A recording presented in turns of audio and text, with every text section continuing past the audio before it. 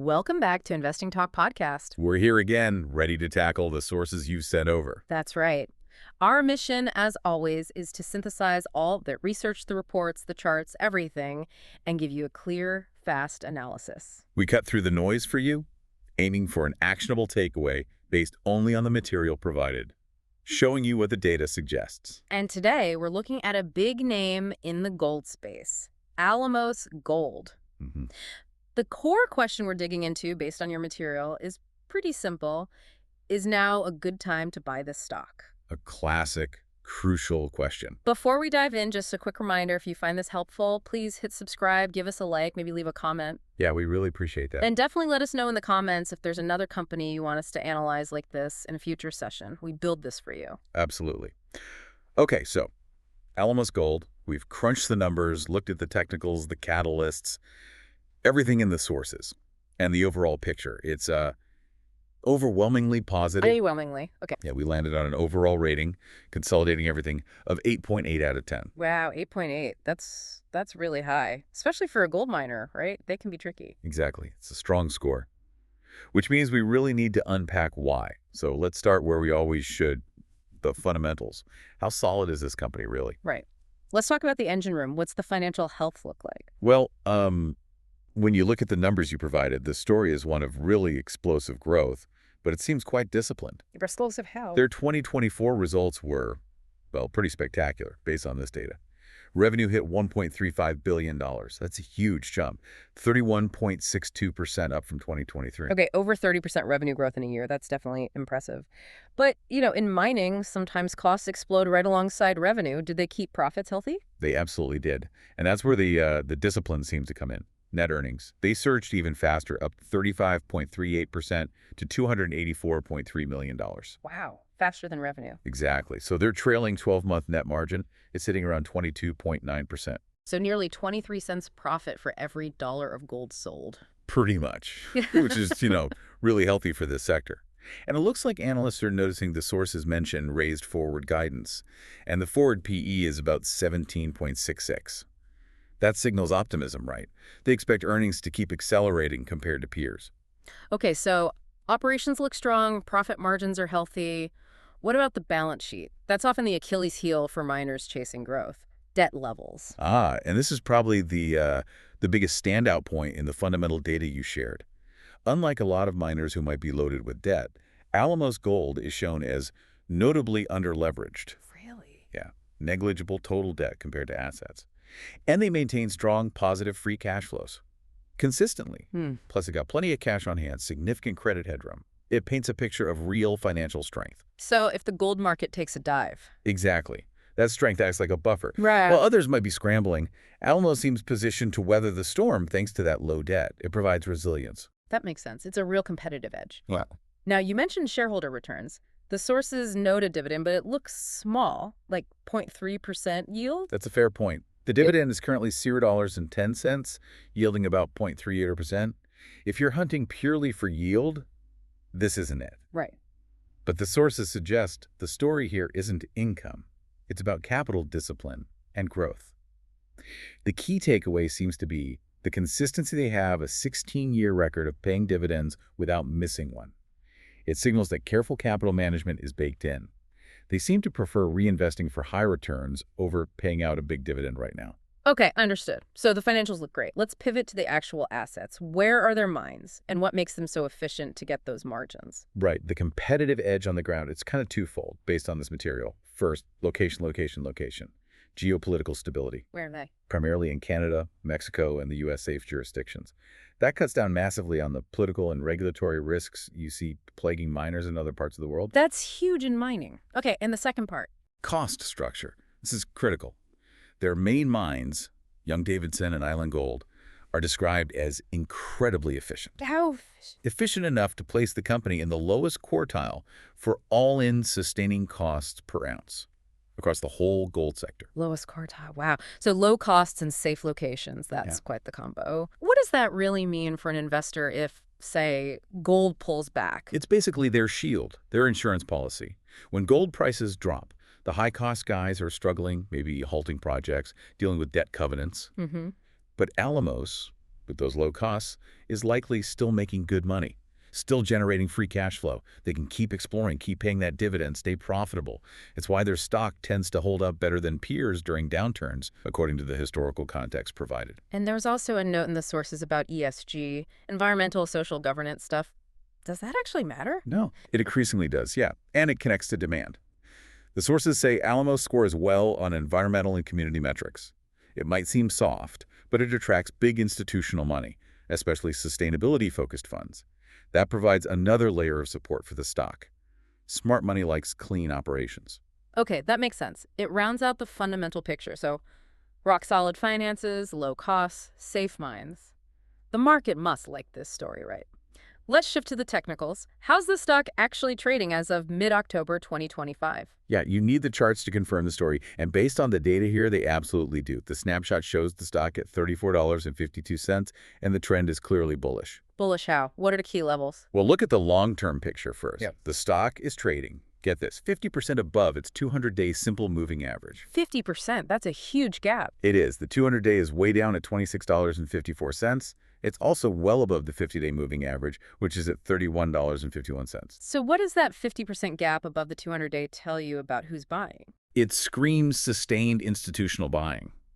Big funds haven't just dipped in. They've been accumulating aggressively over time, pushing the price far away from its long-term average cost. It suggests structural demand, not just a short-term pop.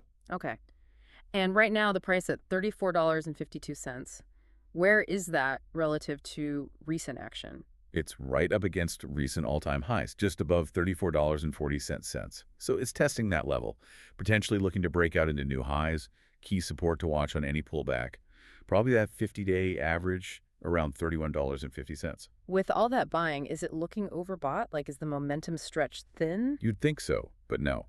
Surprisingly, the RSI, the Relative Strength Index, is neutral. It's at 39.38. Only 39, okay. Yeah, that suggests this is a healthy, steady uptrend, not some speculative frenzy about to collapse. There's technically plenty of room for it to run higher before hitting overbought levels. Interesting. Okay, technicals look strong. What about the analysts? Are they believers? They are, and it's unanimous, Wow. which you don't see every day. All 5 analysts covering the stock in these sources rate it a buy or strong buy. Unanimous buy ratings. Nice. Price targets. The average target is $56.67. That implies what, about 17% upside from the current price? And notably, BofA Securities just raised their target to $43. Okay, so consensus is strong. Targets are being raised. That shows real confidence in the company's story and guidance.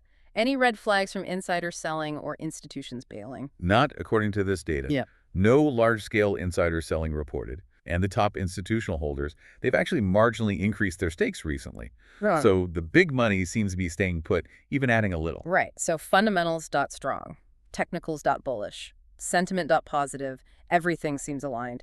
Let's look ahead then. What could push this stock even higher in the near term, say, the next few months? Any catalysts? The big one, the main event, is coming up soon. It's their Q3 2025 earnings release and conference call. When's that? Scheduled for November 5th, 2025. And after the strong results we've discussed, expectations are sky high. So the major potential trigger, a beat could really send the stock higher. Okay, November 5th. Mark the calendar. Anything else on the near-term horizon? Institutional factors. Yeah, there's a sector-wide event. The major gold ETF rebalancing is set for November 15th, 2025. How does that impact Alamos specifically? Well, given its performance and how it likely fits into various gold indices, this rebalancing could drive significant trading volume. As ETFs adjust their holdings to match index weightings, strong performers like Alamos might see increased buying pressure from these passive funds. Could add some volatility, too. Got it. Beyond the quarterly numbers, what about the long-term growth? Is their pipeline solid? Are they finding more gold? That's key for sustainability, right? And the sources highlight their exploration success. They mentioned recent high-grade results at Island Gold, like finding 86.36 grams per ton over about 2 meters. That's spectacular grade. Yeah, that's high grade. This consistent exploration success is what assures investors that they can replace the ounces they mine and keep production growing long-term. It's not just about the current mines. And they've gotten some recognition for this performance too, right? Absolutely. Named to the TSX 30 list for 2025. That's for the second year running. It reflects a huge 310% share price gain over 3 years. Plus, operationally, they're finishing up the integration of processing Island Gold ore at the Magino mill.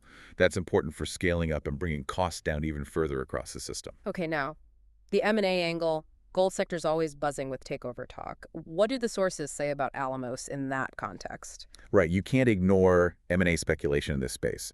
The sources mention persistent, though unconfirmed, chatter. It cuts two ways, both potentially positive. How so? One, Alamos, with its strong balance sheet, could be the acquirer, buying smaller quality assets to boost its own pipeline. Or two, given its low costs, safe locations, and clean balance sheet, it could be a very attractive target for a bigger gold major wanting exactly that kind of asset. So either way, buy or be bought, it could trigger a re-rating. That's the idea. It adds a speculative element. And related to that, there are whispers mentioned about potential inclusion in the S&P TSX 60 index. Okay, moving up from the TSX 30, what would TSX 60 inclusion mean? That's more than just prestige. It's a structural demand driver. Passive index funds that track the TSX 60 would be forced to buy the stock, potentially millions of shares, just to match the index.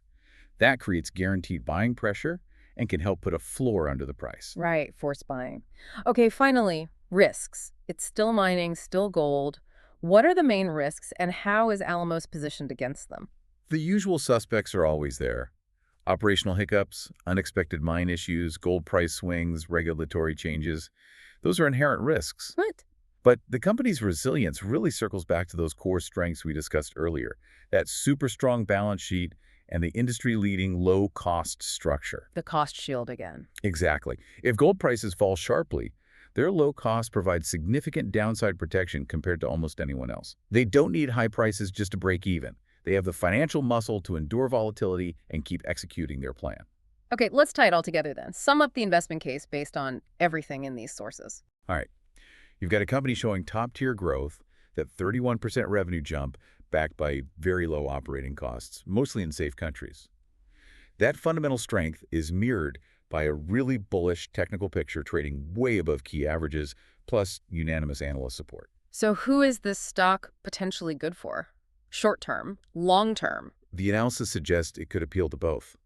You've got that near-term Q3 earnings catalyst on November 5th, which might attract traders looking to play the high expectations. And then you have the solid balance sheet, the proven exploration pipeline, the low costs, that appeals to long-term investors wanting a well-run, resilient gold producer that's less risky than many peers and has clear growth paths. Okay, so before we wrap up, that final provocative thought for our listeners to chew on. Yeah, think about this. The gold sector is consolidating. We've seen Alamos' strong metrics, its low cost, its TSX 30 recognition. Forget the M&A rumors for a second, confirmed or not.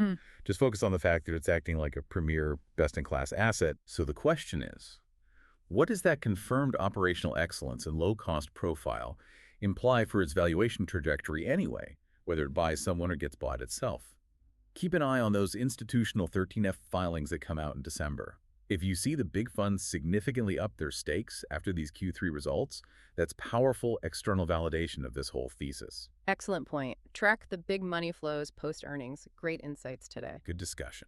That wraps up our analysis of Alamos Gold based on the material provided. Thanks for tuning in, and we'll see you next time on Investing Talk Podcast.